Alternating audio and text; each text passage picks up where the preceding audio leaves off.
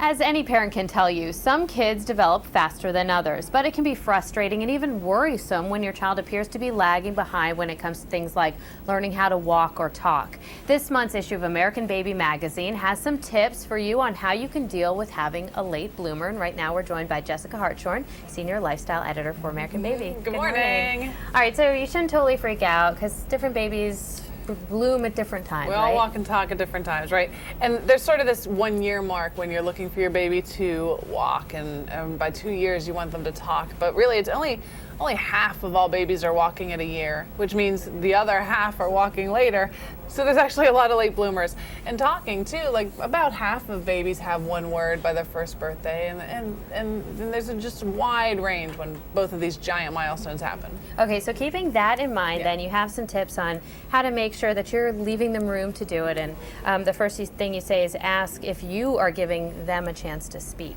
Right, talking is it's tricky because first they have to understand everything that's said to them, and then it's about 6 months after understanding happens, speaking happens. And so sometimes you're not really sure where your child is on the learning curve. One way you can kind of tell is to ask your child, point to your nose, or point to mommy. And if they can do that, then you know they're understanding, and you know speaking can't be too far behind. But sometimes children don't speak because we're speaking for them.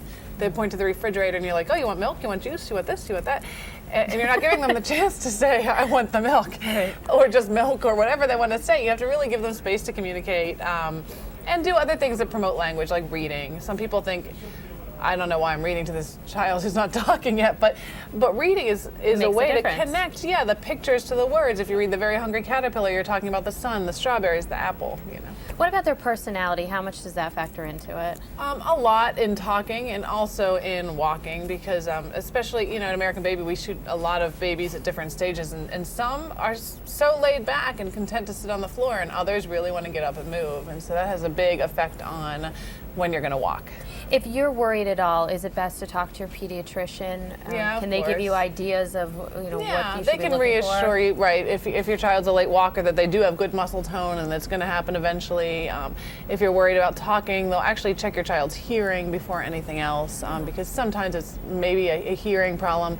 But usually your pediatrician is just going to reassure you that everything's fine, because your friends in your life might make you crazy. Yeah, I mean, what if they're asking all the time, every time they see you, are they walking yet? Are they walking? Are they walking? I sometimes think people don't know what else to ask, so you take it as this accusing tone, but you have to kind of tune out the accusation, because really they're just curious, Oh, he isn't talking yet? You just be like, no, but everything's fine. Pediatrician says it's fine. The doctor says it's fine. Have you got that promotion yet? Yeah, you have to come up with your equivalent. It's a tough question to ask back, but your baby will get there. They all do. Excellent. Jessica Hartshorn, thanks as always.